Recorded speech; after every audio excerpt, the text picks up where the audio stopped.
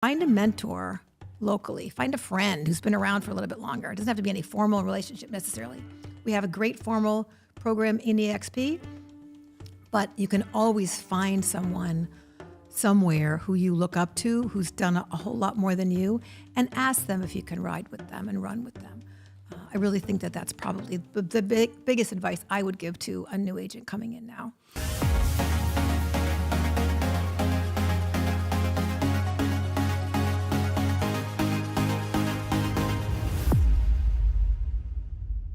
All right, I'm super excited to have Lisa here all the way from the Cape, come to visit me in Miami, our national AAC chair this year, and then luxury ambassador. So many hats you wear for us. So I'm super excited to spend some time with you. It's a full hat closet. That's the truth. So Lisa, I think that conversations are interesting where people get to hear the backstory, right? Life is normally, especially in this digital world, a finished product. You know, a polished Instagram picture or a fancy LinkedIn resume.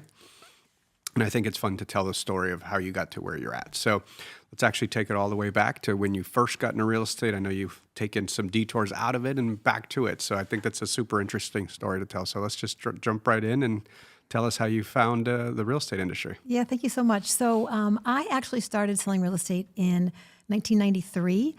To be perfectly honest, I was looking, my kids were still young. I was looking for a career that I could start as I was kind of making my preparations to, I guess, to leave my first husband. I'll have to say it that way. I wanted to do something that I could still be at home, but I really, wanted to find something. So I thought, I'll take the real estate test. So I studied. It was kind of like a weekend or a couple weekend thing, and took the test, and then sold from 93 to 98.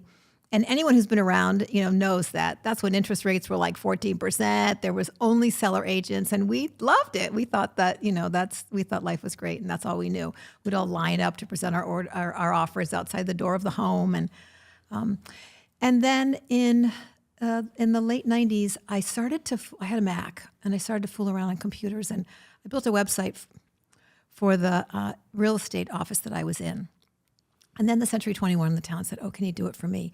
And that kind of morphed into a technology career. And so I kind of left real estate and started a career in commercial internet.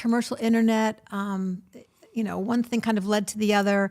I sold in technology for a while, and I didn't know a whole lot of the technology. I always had great engineers, but I loved sales. I was always kind of a collaborative, salesperson, and just in the right place at the right time, and was able to do that. And that world kept on shifting and moving. And at some point, one of the companies, a bunch of startups, and one of them folded. And I turned to my now husband at the time and said, also my kids were starting to go off to school. I said, I just want to do something that has more meaning. And so I thought, I'll be a nurse practitioner. And my husband said, "Oh my God, you'll be like 50 when you get out of there." So I found the whole idea of massage therapy. I took a 900-hour program. I went for a year and a half. And everyone in my life was like, "What?" Because I've been a salesperson my whole life. But I really wanted to do something different, and I found myself in that world. And long story short, I worked in that world for about 6 years in a modality called compassionate touch, and we trained therapists to work with elders in facility care and people in end-of-life care. And it was really dharma work for me. I didn't make any money. I mean, I did, but not really. But I really felt like I was making a difference. And the gal I was working with, who was the originator of the program, we built a level 1, a level 2, a teacher training. We trained all over the country. We were written up in all the massage magazines. It was quite something. The gal who I worked with, who started it, kept wanting to go back just to Springfield, Missouri, and just practice. And we kept almost having our Oprah moment. And my husband said to me, "Honey, how long are you going to stay on that roller coaster with someone else's dream?" And I was like, "Oh my God, you're right." And so that's when I looked back at the things that I was excited about in life and what I loved. And real estate was one of them. So I looked around, and it doesn't take much in Massachusetts to be a realtor. So all I had to do was, a couple of hours of continuing education. And I jumped back in. So I've been back in the market since 15. But all of those things in my life, all of those experiences, all of those many careers have made me who I am today. And I know when I speak with so many realtors who are on their second, third, or fourth career, that's part of the beauty and what makes them so magnificent in working with the clients that they attract, because they have these rich backgrounds. Not saying anything about brand new agents, that's fabulous, but I also notice there are so many of us that have done a few things in life, and it just makes the experience so much richer. So that's the And the how long story was short. it coming back to the industry, right? So this is like your second part of the real estate career. So it's funny you say that, because right when I came back was right when the TRID requirements changed. And I didn't know anything different, right? So having that requirement, that seemed to make sense. I had 1 or 2 transactions prior to that, and we were literally sitting in an attorney's office by the fax machine waiting for the waiting for the CD to come in. So it kind of made sense to me that they would change those regulations. It was different in that there was buyer agency. I mean, that did not exist before. So that made sense all day long. We didn't have the kinds of decoupling and conversations we're having today, but that made sense to have a buyer agency and a seller agency. I work and live in a very affluent area. Cape Cod in Massachusetts is a resort and second home area, so it was lovely. If you're a realtor, you probably like looking around people's houses and looking at this and that and checking out their appliance packages and looking in their closets. And, so that's a very fun experience, especially when the homes are quite beautiful and luxurious. Love people who sell real estate. Like that's my tribe. I love to be dressed up and to look, so I felt very, very much at home when I came back. Very full really circle did. moment for you. Yeah, it was great. And so tell me about, because we've been through a very turbulent 3 years, right? From the low transaction count to how our industry was attacked last year from the plaintiffs' attorneys, are a couple of years in the making, but yes, last year's where it played out, even to like the debates about CCP and all of your advocacy work through NAR. And again, I enjoy our conversations because you and I can go into the weeds with that. But how have you seen the business shift and, going into 2025 with maybe newer agents who are concerned about the shifts? How would you suggest they look at that opportunity? Number one, I would say absolutely stay connected to leaders that you believe in and that you resonate with. And make sure you're aligned with a brokerage that is run by people you respect and who are at the forefront of the industry. It is a time when the whole world, what's up is down, what's right is left, there's disinformation everywhere.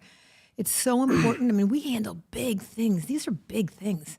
This is not buying a car or buying a fur coat. This is often the largest financial transaction a family will ever have. And even if it's not the single largest, it's big stuff.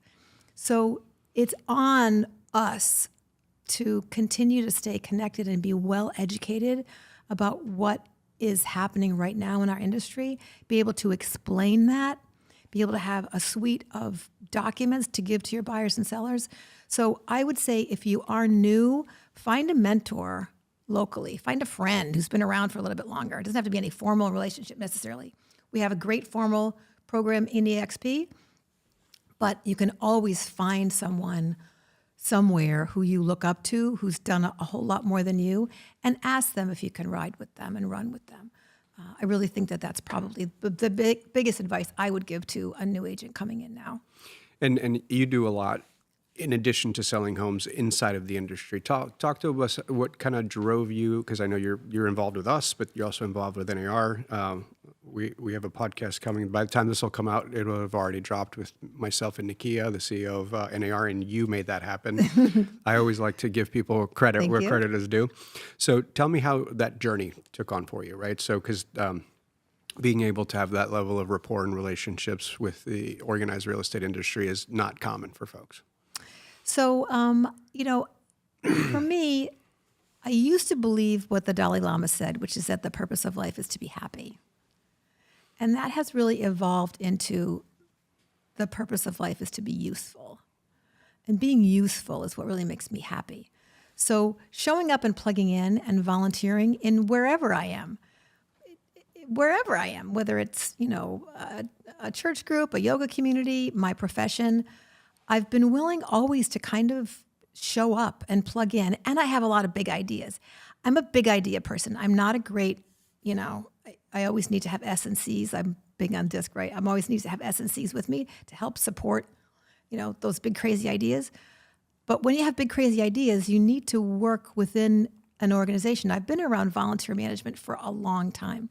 When I was in massage for those 10 years, I was the president of the Massachusetts chapter of the American Massage Therapy Association. Like, I gravitate to leadership roles where I can hopefully make a difference and leave things a little bit better than they were when I got here. So when I got back to real estate, within that first year, I used to do an EXP Explained with my good friends Dick Lee and Tom Trong. We used to call it Two Asians and a Blonde. And we would do, every Wednesday during pandemic, we would do these EXP Explained online. And one of the slides was this national AAC. And I thought, and it was some pretty powerful looking people on this slide. And I thought, oh, what in the heck is that? So I looked into it. And then the next round that came up, I thought, well, I'm just going to put my name in, and I was invited to join the group, and I've been with them for a couple of years. So a lot of it is seeing opportunities to maybe to join and to make a difference. And I've tried to do that in our profession. I'm very involved with the Residential Real Estate Council for many years. And then I've always applied to be on a committee at NAR just to see how it all works. Volunteer management, volunteer organizations are really, really interesting. I've been doing it for a long time. And it's important to have great leaders who appreciate when you show up and whose expectations are aligned with that. So I've always been on a committee. I was on Business Issue Policy Committee for like 5 years, which is very wonky, but quite interesting. A lot of RESPA stuff and what do you do with all the marijuana cash in states where it's not legal? And there's just a lot. And then I got that phone call from my friend Kevin Sears, who is also from Massachusetts and was going to be the incoming president. And he said, hey, I saw your name on a list for Resort and Second Home Committee, which I had served on for a year. Would you like to serve as the vice chair? And of course, I said, absolutely, Kevin. Thank you so much for asking me. So I served. And so this year I serve as the chair of that committee. And there are things that I'm able to do as chair there, as well as chair of the Agent Advisory Council. You have these big ideas, but then when it's finally your turn, you get to hopefully implement some of them. And it's all around collaboration. It's all around increased communication, all those things that we always talk about. But what I've found also most of all is that when you volunteer at that level, whether it's on your local board, your state board, a national board, an AAC committee, a state AAC, you are with other people who also put their neck out there, threw their hat in the ring, whatever.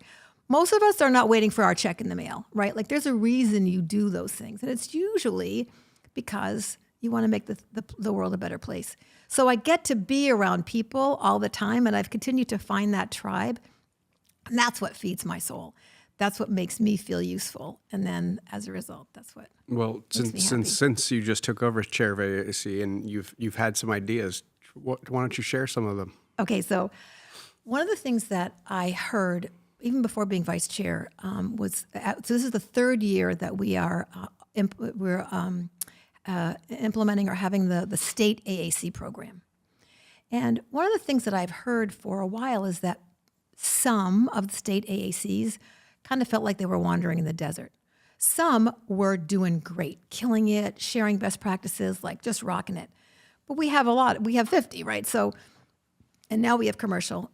And so I thought, well, I would love to be able to create a program that was actually memorialized, a specific connectivity, collaboration between the national AAC and the state AACs. And I ran into a little bit of pushback because I think there was a misconception at the time that I may have been talking about the AAC, national AAC, solving some problems locally or, dictating how things should be done. And was not my intention at all. It was more to create kind of this mutual channel. So then this year, when it was my turn, There are 13 of us on the national AAC, and there are 13 regional directors now. So I thought, oh, okay, what if we paired up a national AAC member, a regional director, and then that national AAC member would have a natural connection with the states that that regional director was part of. And fortunately for me, the regional directors were just charged with doing a quarterly meeting with their regions. So my best friend ChatGPT and I got together with many of these ideas and kind of spit out a program, and I talked to a number of leadership in EXP, and they told me what their concerns were, and and asked me to commit to making sure that whatever the concerns were locally, that we would bubble those up, and that we'd look for themes, and that it would be another way for us to really connect to the boots on the ground. So I'm very excited to say that we just unrolled that program a few weeks ago, and all of our national AACs now are connected to a regional director, and they're all plugging in. They have a card on our Trello board. Each one has one, and they're all plugging in to the regional directors, and they're showing up and saying, how can I be of service in that first regional meeting? And so time will tell. As Patrick says, we'll trial it, and we'll see. We'll test and trial and test. So that's where we're at. But I'm just very excited to, I called it the bridge, but what else would you call it? Just really excited to have the opportunity to create that collaboration and remind everybody, again, that to me, the heart of volunteering is to meet the other people that are volunteering at that time. No, and what you said and what you touched on with Patrick is actually something that Glenn says all the time. We're forever in beta, right? So, and that's the fun part about leadership, where if you're super involved, and it's okay to fail, right? We make decisions very quickly, and we try stuff, and sometimes it works, and we do more of it, and sometimes it flops, and then we say, okay, that didn't work, and then we move on to the next thing. I think so many people get stuck in analysis and, oh, well, what if it doesn't work? It's like, who cares? Just try, right? And if it works, you get instant feedback, right? It's the same for marketing. It's the same for a script. Like say this 10 times to somebody, then say that 10 times to somebody, and then you'll actually have an A/B test. But I think the same goes for implementing ideas. The other stuff I'm curious about with you is, tell us about you're an EXP Luxury ambassador. How did you find EXP Luxury, and how has it helped your business? And for someone listening who's curious or maybe has a story to why they're not able to do luxury, talk me through that. Sure, I'd love to.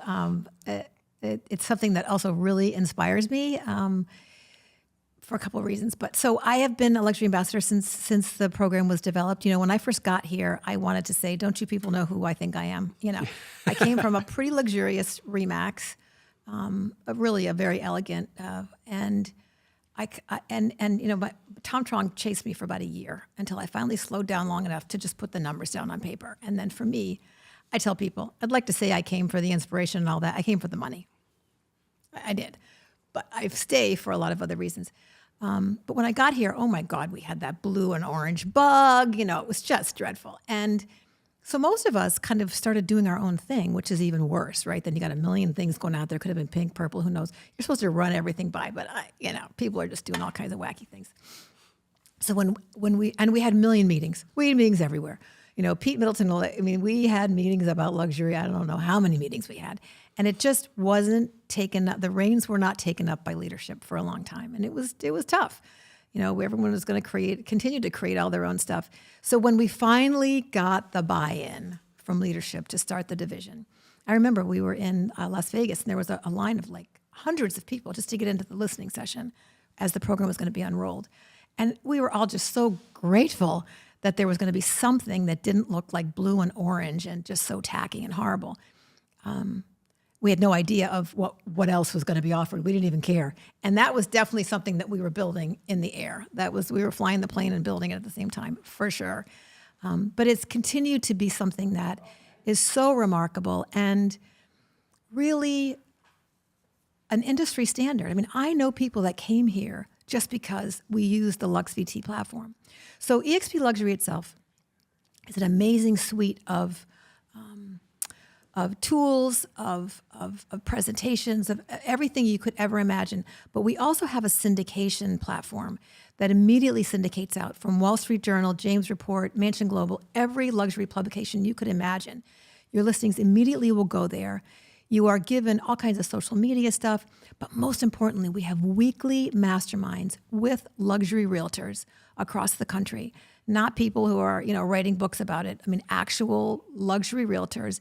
Every week, it's a different focus, but there's live training all the time, and we continue to improve what we have. So the barrier to entry, I think, for some aspirational agents was the yearly fee. And so then we developed, well, then you can pay at close. Put some money up front, pay at close. Like, we continue to try to look at how can we pull in and attract more agents to join the division. Most of us had to start somewhere. Nobody was given a $3 million listing, right? And one of my mentors in luxury, Jack Cotton, who's also in beautiful Cape Cod, Massachusetts, he talks about that first one and about connecting with other realtors who are in the luxury space and tagging along with them. But being able to say to a client, hey, you know what? So-and-so is a great luxury realtor in our market, but they've got 7 listings. I'll only have 1, Mr. and Mrs. Seller, and I'm telling you right now, I'm going to give you 1,000% of my time and all my team behind me. And you just kind of plug everybody that you know in that's going to be on your team. And that's how we do it. So learning from each other, building that self-confidence. I think the resources that we're offering with all of the live trainings and all of the, Janie Coffee, I mean, all the people that contribute so generously, Tina Call, that slowly gives you the confidence to go into that listing. We're also looking at what kinds of mentorship programs, and we're always looking, we're keeping a good eye on FastCap, and, we're always looking at how we can improve what we're offering. So I'm thrilled to be part of eXp Luxury. And being early in 2025, what is your focus, or, for an agent listening who is either starting their career or is unsure of, how to move forward in 2025, what do you think is that one thing that you're focused on or you suggest people focus on for 2025? Honestly, I have gone back. I used to have somebody on my team that did a lot of the belly-to-belly stuff, all of the I was kind of the big gun that came in with the pen, the big pen, and got the signature and then showed up at the closing. I'm doing a lot more belly-to-belly with people, a lot more.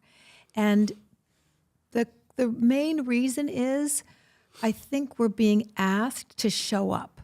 We've always done the same thing. I think, quite frankly, our structures that we have been talking about, the decoupling of, they're primarily, I only find in my market that they're pretty much the same as they've always been.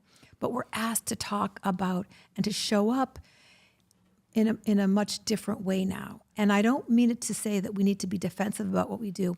We need to do it. We just need to do it. We need to be there. We need to do those pre-home inspections. We need to show up when... I had a home inspector the other day, saw this pipe in the basement. And because he was one of those, it might be from a buried oil tank. This house never had oil. We all kind of went like, what? But he planted this crazy seed of madness with the buyers. And 2 days later, my home inspector, on my birthday, the two of us hiked up there and took a look. And of course, it was not a buried oil tank. It was an old propane line. But like doing that kind of thing, you have to just do your work. Do the work that we're getting paid all this great money for. So I would say just be a fabulous realtor. Always go the extra mile. If you're in a transaction with someone else and they're not doing what they should be doing, my first real estate coach said, that's okay, you do it. Then it's done right. And be quiet about it. So that's what I would say. Just be great in everything that you do. Always try to figure out how you can do the very best job that you can. In every successful real estate agent or team leader I've met, there's normally one thing they do consistently, whether it's, circle prospect or post consistently and create content that's unique. And the beauty of it is there's like 50, 100 different good answers. What is Lisa's one thing that, Monday through Friday, with a couple exceptions, you do without fail that makes you a great agent at driving inbound leads? I'm going to tell you something that I think you may not have heard before. We'll see. Let's go.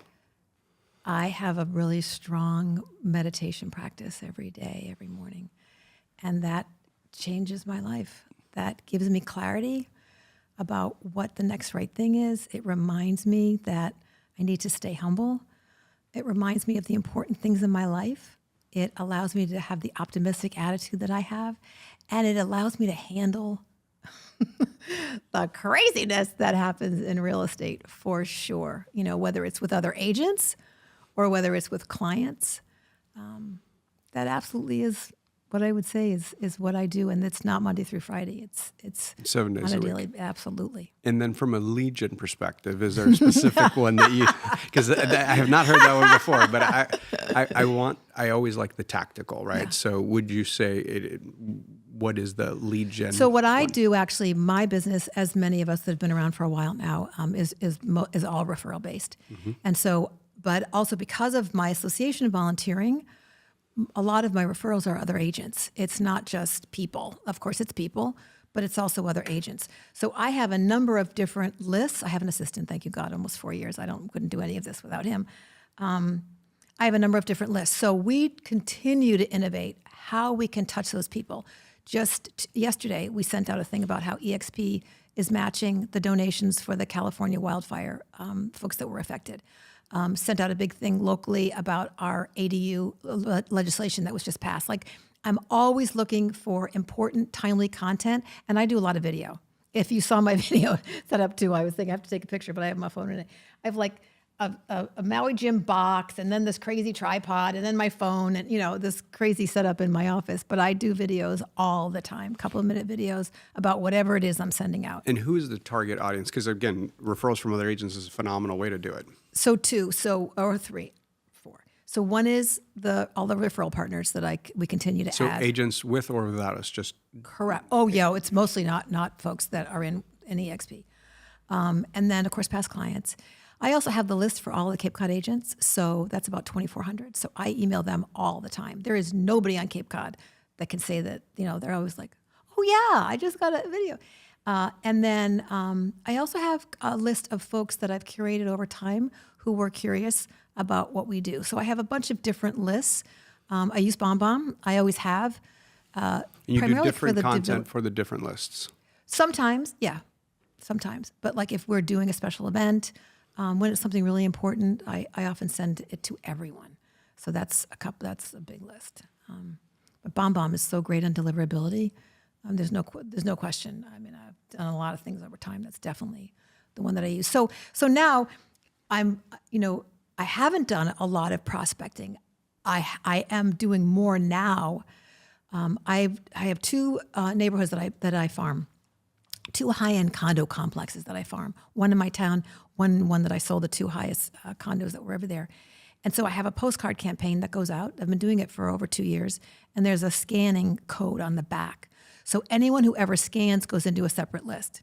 And I just sent them a video email. And we do that with some frequency. All of my MLS searches, I know when someone clicks on something that they've seen, they all go into a list. I send those to Raymar. He puts those in a list. I just sent, I see that you've searched something in the last 6 months. Can we revise your search? So there's things that I'm continually looking at, now in terms of prospecting as things are quieter. Things absolutely are quieter. I haven't noticed it as much as I have in the past few months because it wasn't that quiet. Well, Lisa, you've shared some amazing nuggets.